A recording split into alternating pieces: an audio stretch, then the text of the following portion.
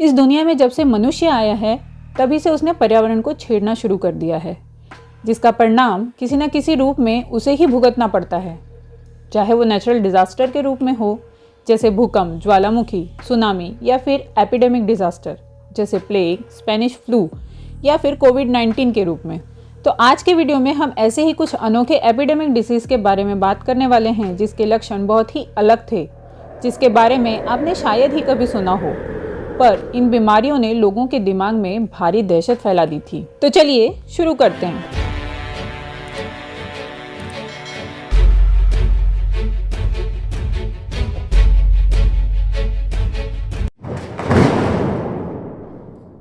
इस बीमारी की शुरुआत जुलाई 1518 में यूरोप के स्ट्रासबर्ग में हुई। एक दिन अचानक फाउट्राफी नाम की एक महिला घर से बाहर निकलकर सड़कों पर बिना रुके डांस करने लगी। शुरू में लोग उस पर बहुत हंसे, उसे पागल कहने लगे, पर 2 ही दिनों में उसके साथ 30 और लोग डांस करने लगे। लोगों की ये हरकतों के कारण रोड ब्लॉक होने लगी।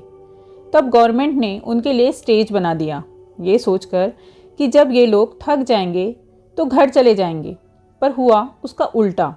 ये लोग 30 से 50 और 50 से 100 हो गए और डांस करते करते मरने भी लग गए।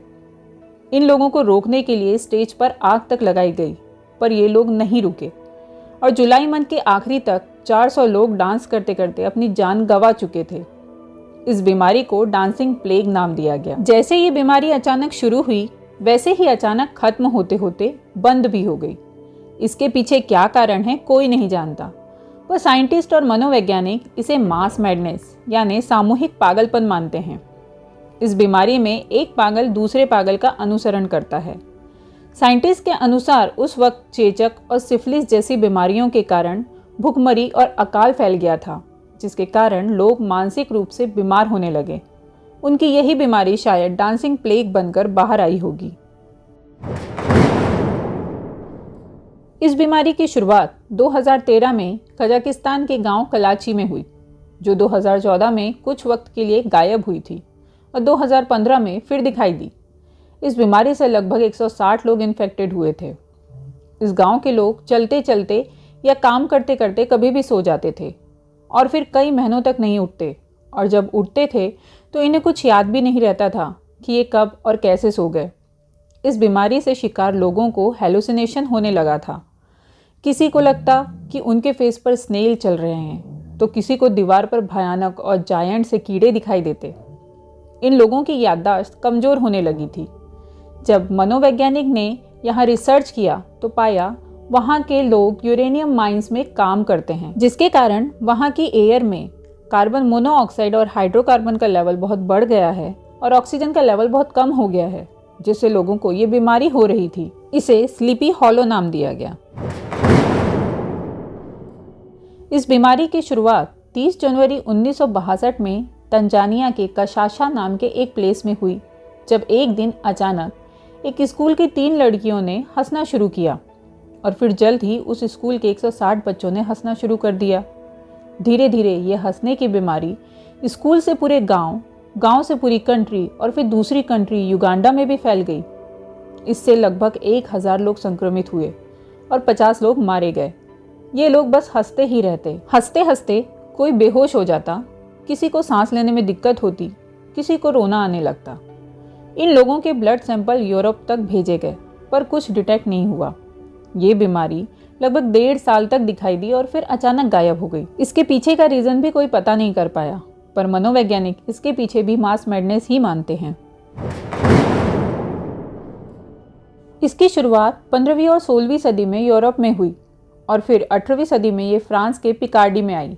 इस बीमारी में इंसान को चक्कर आना, सिर दर्द, बॉडी पेन और ठंड लगकर बुखार आता है और उसके 3 घंटे के बाद बहुत ज़्यादा गर्मी और पसीना आता है और फिर मृत्यु तक हो जाती है। इस बीमारी की डेथ रेट 50% है। 1906 में इसने लगभग 6000 लोगों को इन्फेक्ट किया था और फिर अचानक गायब हो गई। इसे पसीने की बीमारी कहा गया। साइंटिस्ट इसके पीछे गंदगी मानते हैं, पर इसका सही कारण अब तक एक रहस्य बना हुआ है। 1997 का एक दिन था, जिस दिन अचानक जापान के हॉस्पिटल में लोगों को एडमिट किया जाने लगा। कारण था वॉमिटिंग, हेडेक इरिटेट आईज और सांस लेने में तकलीफ की प्रॉब्लम। इसमें ज़्यादातर लोग बच्चे थे। उस दिन एक ही दिन में लगभग 700 लोगों को हॉस्पिटल में एडमिट किया गया।